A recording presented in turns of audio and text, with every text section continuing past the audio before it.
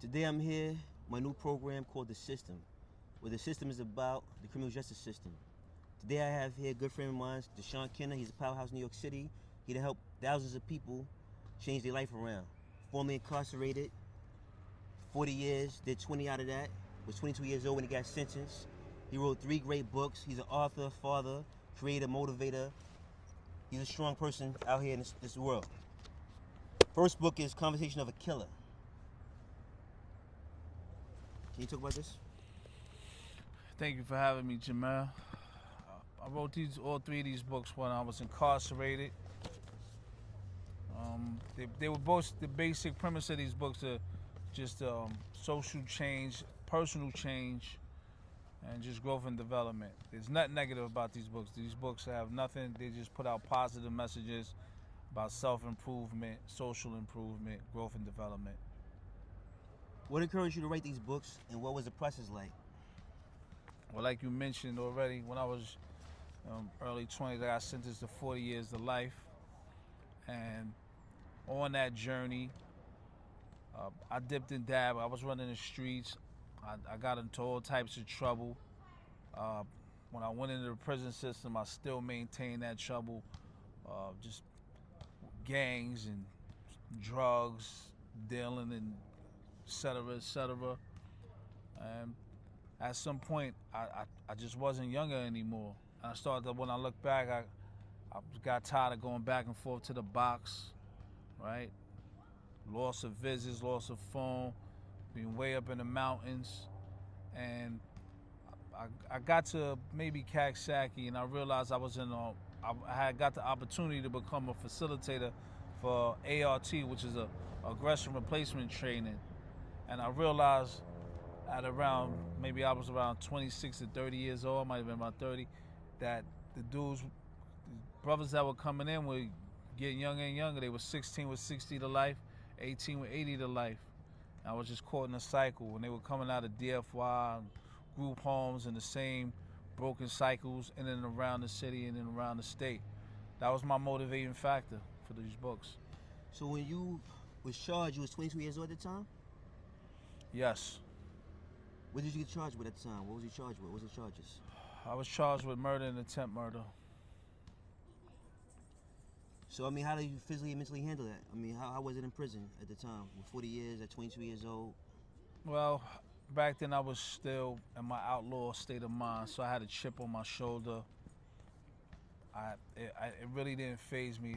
It sounds crazy, but I was really desensitized. I didn't really think about the time, because for me it was all part of the game. When I say the game, it was the streets, how you learn. The murderers, the robbers, the drug traffickers, the pimps, the prostitutes, the con men, the corrupt cops. That's what I knew. I kind of expected that. So when I went to the system, it was more of the same for me. I just try to adapt to it, become more manipulative, and just was bent on more aggression and just surviving. So now the courts reduced your sentence. How did that process come about? Well, I was a few years into my sentence. I had some public defenders that I used to keep in contact with, but some new laws had came out basically that, basically in a nutshell, it was illegal sentencing. Like they were sentencing me with too many theories of murder and things of that nature. And just I had court issues that were never rectified at court, with witnesses, testimonies, and things of that nature. And that was what led me to being here today with you. So where you from? Where you from in the city? I was born in Mount Vernon, New York. I live in the Bronx currently. Well, I should say I live in Brooklyn. I go back and forth. I'm just in and around the city. 2 jobs. Currently I work at the Fortune Society. Shout out to Fortune. Their whole program is built on changing people's lives as well. So it just aligned with my own mission. I thought it was perfect. It was like a perfect job or position to have to do what my passion is. lines up with the people's purpose. So how was your childhood growing up? And would you say the environment played a role in what you've been through? Things you did?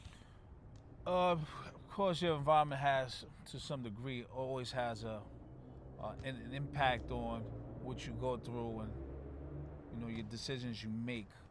My mother was a foster kid. She grew up in group homes and stuff. She never knew her father, barely knew her mother. My father was, he's from Harlem. He was, an older man. We didn't really click up until I was a teenager. They were both strung out on drugs, both strung out on heroin. And, me, my sister, and brothers, we just had to figure it out. So how was you when you first started getting in trouble? How was you at the time? I don't know. I probably like hardcore trouble, maybe like 10, 11. Start off with things like stealing bikes and fights on the block. So what led you into life of crime? I don't think anything really leads you into a life of crime when your poverty is crime and you're from poverty. So if your whole area is infested with crime, it's like saying, like, what led you to poverty? I can't tell. It was just the opportunities were there. There were people in the neighborhood that had love for me, and they just gave me the opportunities they had, whether it was selling crack or, weed or guns. They just gave me whatever I needed to survive in the neighborhoods that we were in. So when you came out, did you have a support system when you were released from prison? Was there a support system out here for you? I had some people that was ride with me. I had a woman who, I had known before I went to prison. She appeared, showed up, held me down, and I paroled to her address. So for young men in unstable environments, how do you recommend them overcome pressures around them in today's world? Man, it's hard for anybody. It's hard for somebody who has their self together to maintain a straight head, right? You gotta stay positive. You gotta hold yourself accountable. You gotta get good mentors. You know what I'm saying? Coming from mentors are crucial out here, and there's just not enough of them, right? And in the street, we have mentors, but we have negative mentors that don't necessarily mean to be negative, but to reiterate, they just showing us what they know. Right? If my father was a dentist or a doctor, he would show me the way to be a dentist or a doctor or something along those lines. So it's just about people like us, you and I, becoming better role models and mentors for those that follow us. We have to be the change that we want to see. So now, when you was coming up in the streets, you got involved in a gang, but before that, you was out there just doing what you was doing, and then you got involved in a gang. What made you get involved in a gang at the time? Man, I was still had that outlaw mindset, and I'm from the old New York, so I just saw the transition into gang life. I necessarily didn't need it, but there was a lot of dudes when I was still scrambling, and they was getting locked up, and they was coming home blood, and they was talking about these different things. It really was like a non-factor to me because me, I was just bent on getting money, so gang life really wasn't that important to me because I was still getting in crime, holding guns, and doing whatever I had to do out here. But I guess it was just more of an experience and curiosity that led me into gang life more than anything. So tell me one experience you went through that made you want to make a change in life and do better for yourself. One clear-cut example of change, and I heard, shout out to my guy Suave Hector. He just came home, and he said the same exact thing, and I put it in my book. I just realized one day I didn't want to die in prison, or if I died in prison, I didn't want to die a bad guy, because all the things I was caught up in were genuinely not me, right? When you're a young kid, man, you're just trying to find yourself, find out where you fit in, right? You might try Christianity. You might become a Muslim. You might become a gang member, right? All these different things that help you find out who you are, right? And if you don't have anybody teaching you who you are, you learn the hard way through experience, right? So more or less along those lines, that's what happened for me. And I started to realize certain things about myself. They starting to say that the child mind and the brain isn't fully developed till around you're 25 years old. maybe sometime after that, I just start seeing things a little clearly. I can't wholeheartedly saying that was my brain development, but that might be it. I gotta go with that theory, but I know I needed to make some hard choices and do a good transformation. So this is another book, one of your books, 12 Paths to Power, right? Tell us something about this book right here that you wrote, and what made you write this book at the time when you wrote it. Well, that book right there, 12 Paths to Power, was key for me. That was the second book I wrote. I wrote them in succession. I wrote No More Mistakes. I wrote 12 Paths to Power, and then I wrote Conversation with a Killer. And I wrote 12 Paths to Power with the mindset of just how does one get to know themselves. It was about self-improvement. See, a lot of us are out here, but we never truly know ourselves. And that's what leads us into a lot of trouble, right? A lot of us don't want to get in fights, and we don't like to cause trouble, but we act in concert because that's what we see other people around us doing, and we feel like in order to fit in or go into the trends of the time that this is what we got to do and this is stuff. So this book was aimed at just really knowing how to take ownership of your own life, right, and really discovering who you are, what your true likes and what your true nature is. And most people are beautiful people and kind people and good people. So it's more along the lines to help a person discover the beauty in themselves. Now, No More Mistakes. This is one of my favorite books, actually. I read this 2 times.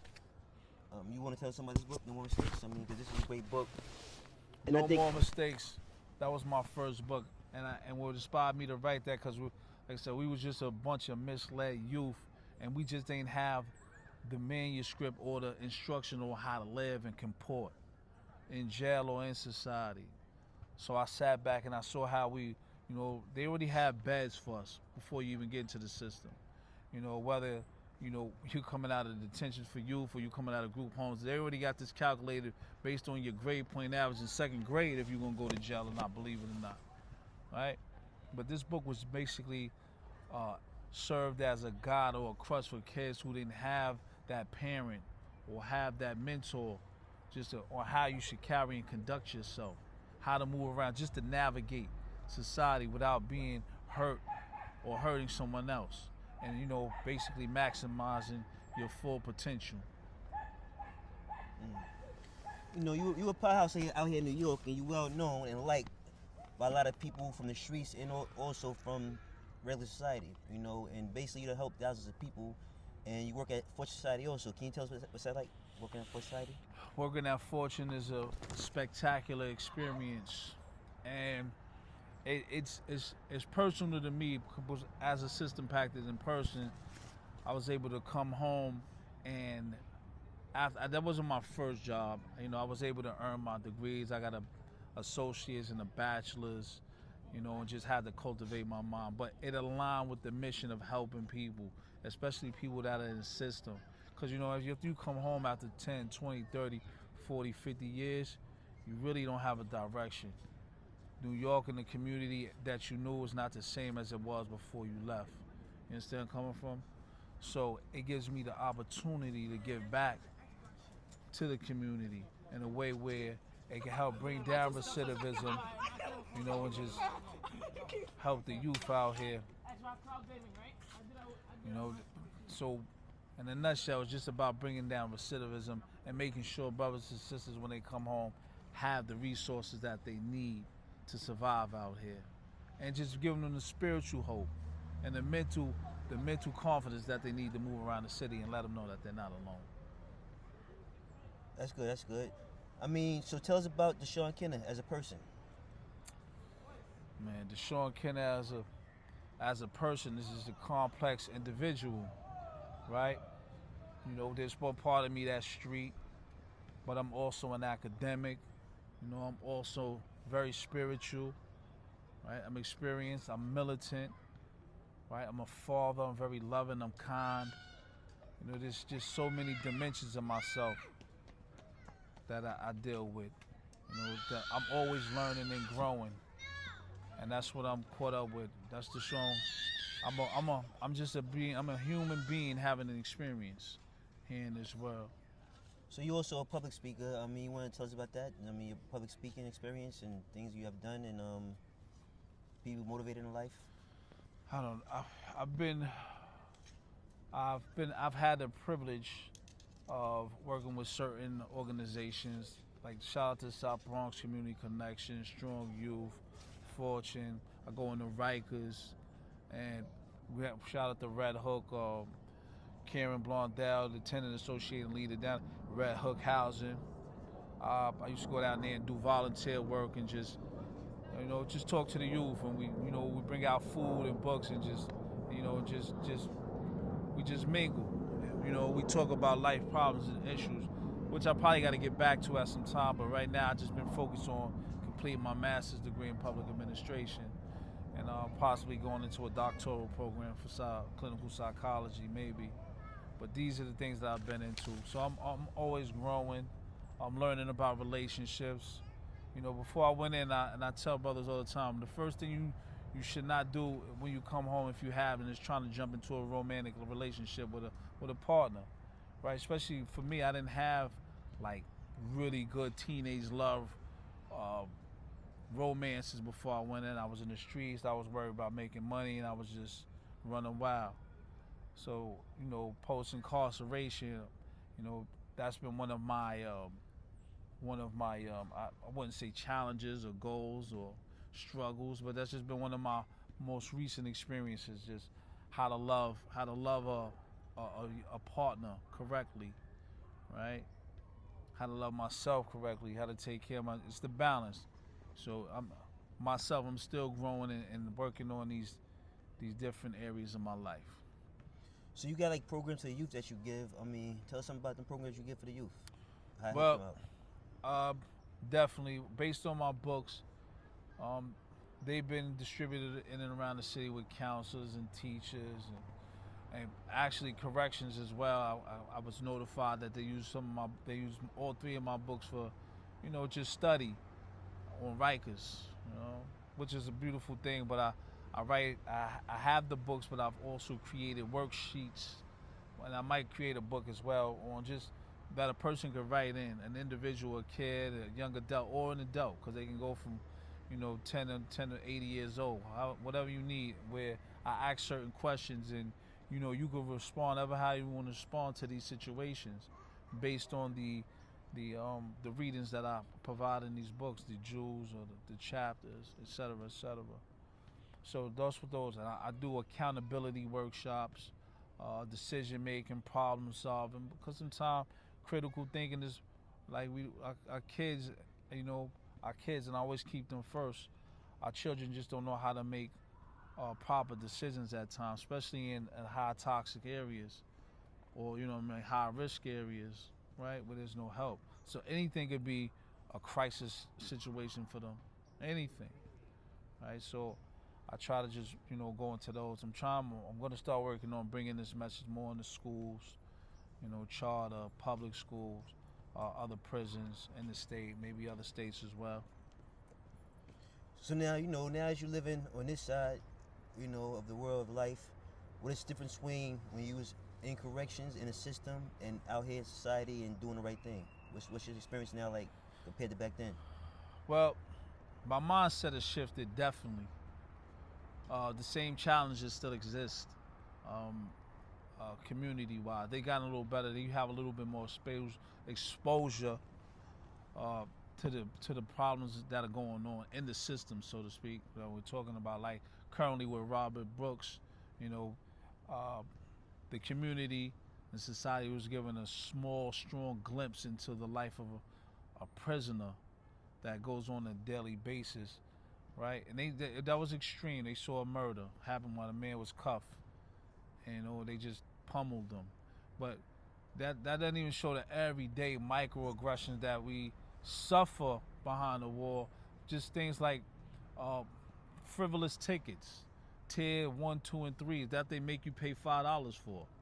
So they'll write a ticket that's a lie, and essentially, and then they'll make you pay for it. And it runs just like the court system out here. Everybody cops out.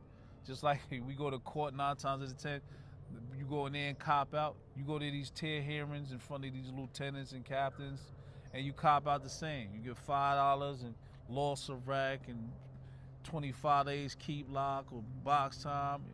it's the same system on either side of the wall. It's about so you don't see that, you know.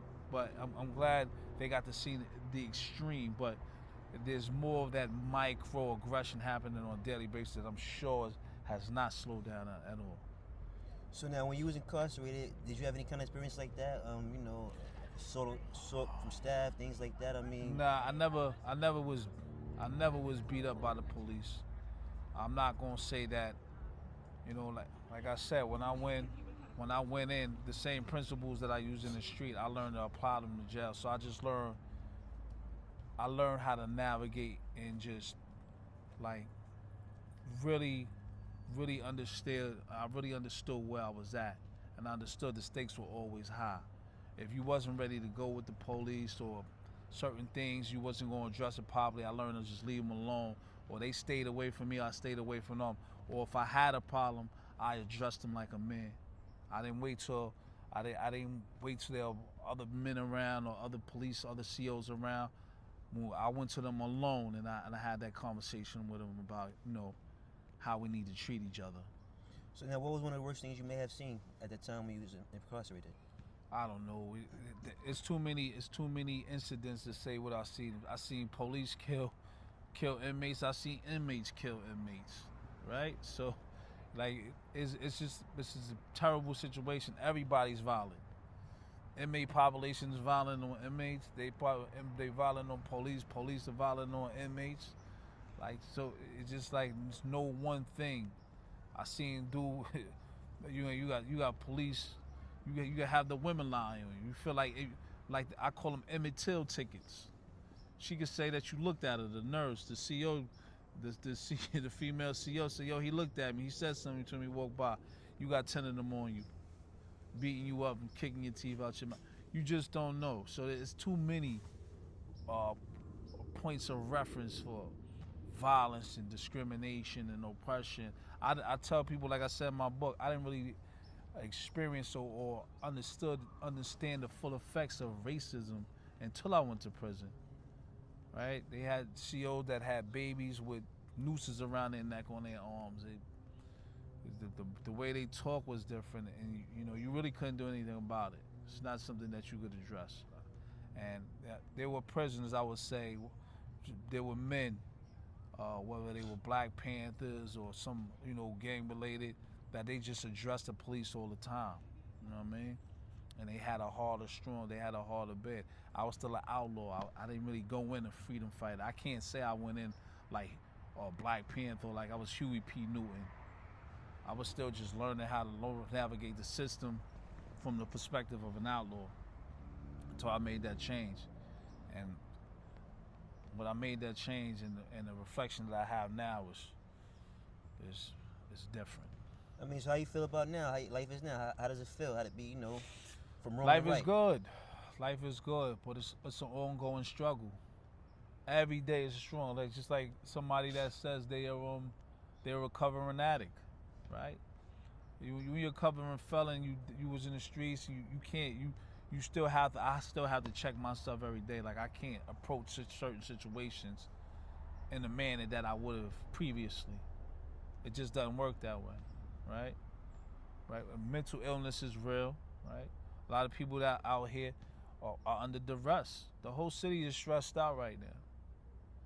So everybody, you may be getting to a conflict with somebody who's going through something, or while you're going through something.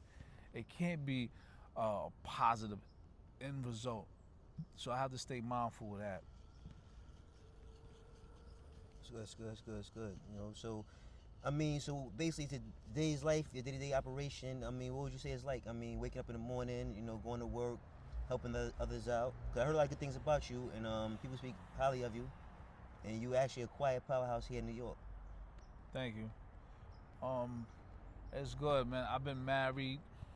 I have children. Marriage isn't always, I would say it's something that, I'm learning to be.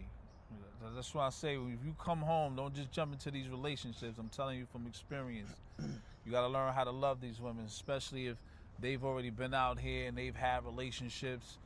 they have a certain way they want to be treated. And if you can't treat them, the worst thing you can do is lie to a woman about who you are or what type of relationship you're willing to commit to.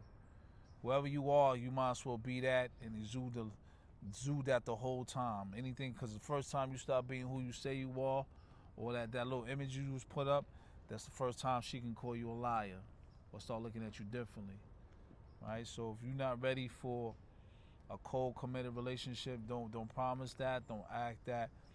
Worry about getting yourself together, elevating your mind, elevating your spirit, right? And just learning more. So now, somebody that's going through trouble or coming out of prison right now, or want to help somebody else, what would you tell them right now? What could they do to possibly help others or help themselves and better themselves, better their situation? First thing I would tell them is just anybody that you come in contact with, just be kind to that person. We can't change what's going on 50 blocks from here, or on Ukraine, or in Russia, or Africa, but you can change your community just by how you comport with the people around you. You treat them well as much as you can. You don't bring harm to others. If you can get with other organizations, like you have very pretty good organizations here in New York. You have, to reiterate, you have Fortune Society, you have Osborne, you have Exodus, you have FedCap, you have CEO, you have TMK, Tailor Made for Kings. You have what's the brother that's in East New York? Man Up, right? They're New York City is teeming with organizations. You have youth shelter network in Westchester, but New York City and surrounding, you got strong youth in Long Island. The New York City area is teeming with people that want to give back to the community. It's not going to be hard to hook up with some people that want to make change, and you can start your own coalition. You don't need to jump on a coalition. You can start your own coalition. Be proactive. Right? You start a national one right here in the city, but based on laws and policies. Get into advocacy work. Think about going to Albany. Get to know your legislators, your city councilmen, your assemblymen and women, your senators, right? Legislation season is upon us. Everybody in New York will be converging on Albany, right? For policies like communities, not cages, right? The right to remain silent, right? Fair housing, right? Second chance, right? Get into advocacy, right? Change these laws. See how they do it. At one time, they would give you 50 years for marijuana. Now it's not even a disappearance ticket. But that's a testimony to the power of the people, right? Speak up. So now, I mean, somebody's coming home from prison. How can they help themselves? Whether it's finding a job, entrepreneurship, what would you recommend for somebody coming out? If you're in the New York City area, I always going to recommend that you show up at Fortune Society. If you did time out here, whether I'm there or not, the mission remains the same, right? They're going to help you. We build people, not prisons. I love that creed. That's what you're going to do. You come to a place like that, and you'll come and get with a community. And we like to refer to Fortune and places of the like as healing spaces where you can begin to heal. Because the reality is, if you came out of a traumatic environment, a toxic environment, they throw you in prison. What you see now is a hyper toxic environment, and then you get put right back into the community that's still toxic. You gotta ask yourself, then, where was the healing? At what point and what period did you get to heal? It takes a lot for you to be resilient to heal yourself, right? Some people, unfortunately, don't have the IQ for it, and some people don't have the emotional intelligence or the adaptability quotient for it, because you have to be able to adapt, right? So that's what I would say there. You in New York area, New York City area, find something near you like Fortune. In Westchester, they have 914 United. In Long Island, they got Strong Youth, right? Youth Shelter Network, Mount Vernon. Check them out and go from there. Now, you got a lot of people that's be watching this program, and they never been part of the system, the criminal justice system, that is, right? They know nothing about it, and they look at things different than you may look at things, right? What would you tell them?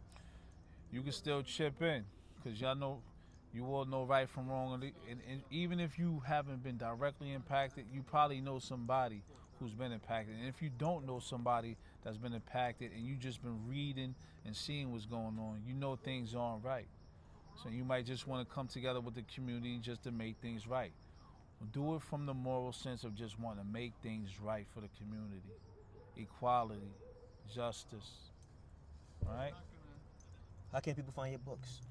You can find my books on Amazon. You can just Google my name, Deshawn Kenner, Deshawn, Kenner, Kenner.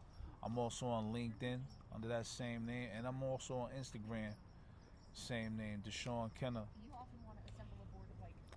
Is you want to say to people if we leave? Be kind to one another. If you need help, tell someone you need help. There's nothing wrong with going through something. Everybody's going through something.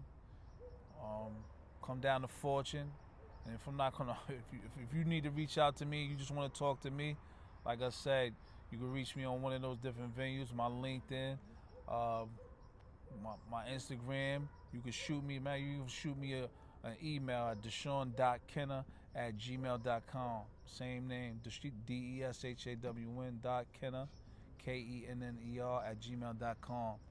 You know, I'm available for speakings, for whatever positive you need me for. Just get with me. Thank you today for watching my new program called The System with my powerhouse right here, Deshawn Kenner. And I hope somebody was touched by this, learned something from this, educated from this, and we'll see you soon. And just remember, the ultimate goal of this show and what we do as a community is to dismantle the criminal justice system. We want to shut down prison and the need for mass policing. Have a good day.